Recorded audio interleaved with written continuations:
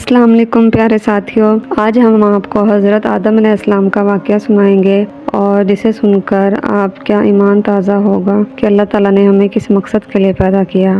اللہ تعالیٰ نے انسان کو سیدھی راہ دکھانے کے لیے بہت سے نبی اور رسول بھیجے، جن کی صحیح تعداد صرف اللہ عز و جل ہی کو معلوم ہے۔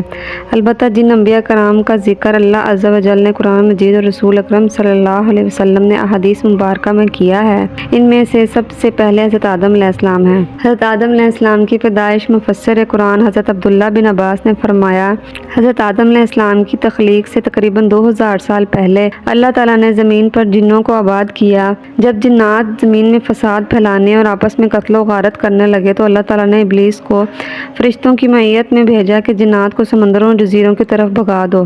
ابلیس نے فرشتوں کو ساتھ لے کر جنات کو سمندروں اور جزیروں کی طرف بھگا دیا۔ ابلیس خود بھی جنات کی نسل میں سے تھا، لیکن کثرت عبادت کی وجہ سے اللہ تعالیٰ نے اسے فرشتوں کا سردار بنا دیا۔ فرشتوں کا سردار بننے کی وجہ سے ابلیس میں غرور اور تکبر پیدا ہو گیا۔ اس نے یہ سمجھا کہ مجھے آسمان و زمین میں اتنا بڑا مقام اس لیے ملا ہے کہ میں اللہ تعالیٰ کے نزدیک تمام مخلوق سے افضل ہوں۔ اللہ تعالیٰ کو اس کا غرور و تکبر پسند نہیں آیا اور اس وقت اللہ تعالیٰ نے فرشتوں کے سامنے ایک ایسی مخلوق کو پیدا کرنے کا اظہار فرمایا جو زمین میں اللہ تعالیٰ کی نیابت قائم کرے۔ فرمان الہی ہے، اے پیغمبر وہ وقت یاد کیجئے جب آپ کے رب نے فرشتوں سے کہا کہ میں زمین میں اپنا کوئی خلیفہ بنانے والا ہوں۔ فرشتے زمین میں جنات کا فساد اور خون ریزی دیکھ چکے تھے۔ انہوں نے کہا، اے اللہ، کیا آپ زمین میں ایسی مخلوق کو اپنا نائب بنانا چاہتے ہیں جو زمین میں فساد پھیلائے اور خون ریزی کرے، جبکہ ہم آپ کی حمد کے ساتھ تسبیح اور پاکیزگی بیان کرتے ہیں۔ پھر اللہ نے فرمایا، جو حکمت میں جانتا ہوں وہ تم نہیں جانتے۔ پھر اللہ عز و جل نے اپنی چاہت کو عملی جامہ پہناتے ہوئے حضرت آدم علیہ السلام کا پتلا اپنے ہاتھوں سے تیار کیا۔ فرمان الہی ہے، اللہ نے فرمایا، اے ابلیس، جسے میں نے اپنے ہاتھوں سے پیدا کیا ہے، اسے سجدہ کرنے سے تجھے کس چیز نے روکا؟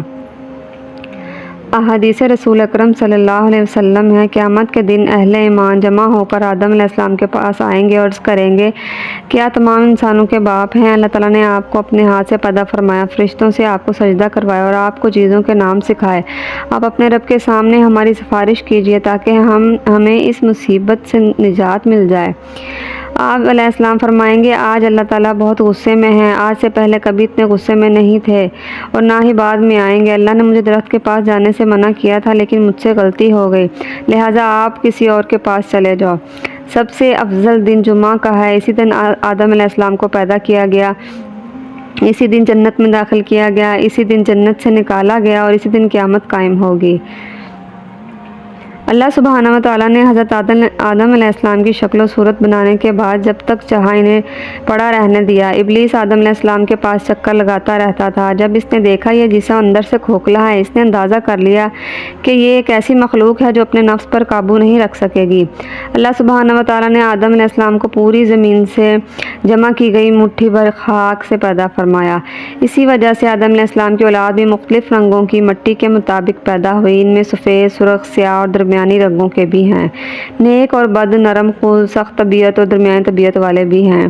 اللہ تعالیٰ نے حضرت آدم علیہ السلام کو جمعہ کے دن اپنے ہاتھ سے انسانی صورت میں پیدا فرمایا تاکہ ابلیس اپنی بڑائی کا دعویٰ نہ کر سکے۔ اس کے بعد کچھ مدت تک مٹی کے بنے ہوئے ایک جسم کی صورت میں پڑا رہنے دیا۔ فرشتے اور ابلیس اسے دیکھ کر خوف زدہ ہوتے۔ ابلیس گزرتے ہوئے اسے ٹھوکر مارتا، جس کی وجہ سے ایسی آواز پیدا ہوتی جس طرح مٹی کے بنے ہوئے برتن سے کسی چیز کے ٹکرانے کے بعد پیدا ہوتی ہے۔ اس لیے وہ کہتا تھا، اللہ نے انسان کو ٹھیکری جیسے بجنے والی مٹی سے پیدا کیا۔ ابلیس ایک مرتبہ موقع پا کر حضرت آدم علیہ السلام کے منہ کی طرف سے بدن میں داخل ہوا اور دوسری طرف سے نکل گیا اور فرشتوں سے کہنے لگا، اس سے مت ڈرو، یہ آدم علیہ السلام اندر سے بالکل کھوکھلا ہے، اگر مجھے اس پر قابو پانے کا موقع ملا تو میں اسے ضرور گمراہ کروں گا۔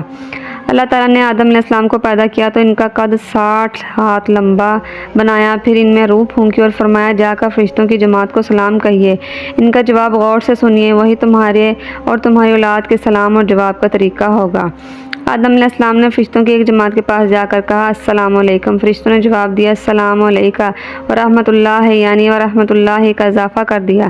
جنت میں جو بھی داخل ہوگا وہ آدم علیہ السلام کی صورت پر 60 ہاتھ قد کا ہوگا۔ اس کے بعد آج تک مخلوق کے قد میں کمی ہوتی رہی ہے، یہاں تک کہ موجودہ صورت آ گئی ہے۔ فرشتے زمین پر جنات کے آپس کے لڑائی جھگڑوں اور خونریزی کو دیکھ چکے تھے۔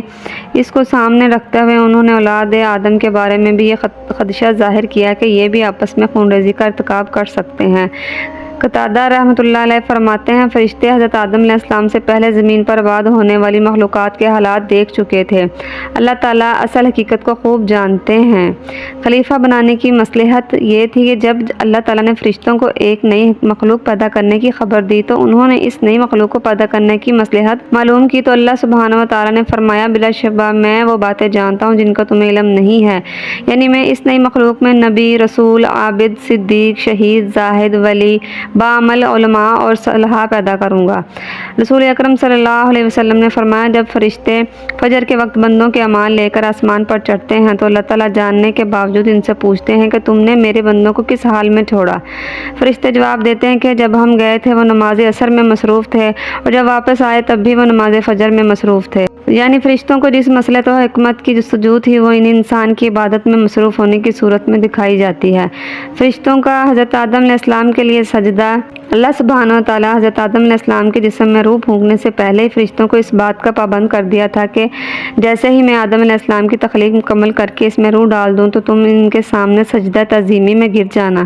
اللہ سبحانہ و تعالیٰ نے حضرت آدم علیہ السلام کی مکمل شکل و صورت بنانے کے بعد اس میں روح ڈال دی تو فرشتے اللہ تعالیٰ کے حکم کی تعمیل کرتے ہوئے فوراً حضرت آدم علیہ السلام کے سامنے سجدہ میں گر گئے۔ فرمان الہی ہے، اور یاد کیجیے جب آپ کے رب نے فرشتوں سے فرمایا، میں انسان کو کالی سڑی ہوئی کھنکھناتی مٹی سے پیدا کرنے والا ہوں، لہٰذا جب میں اسے پورا بنا لوں اور اس میں اپنی روح پھونک دوں تو تم سب اس کے آگے سجدہ ریز ہو جانا۔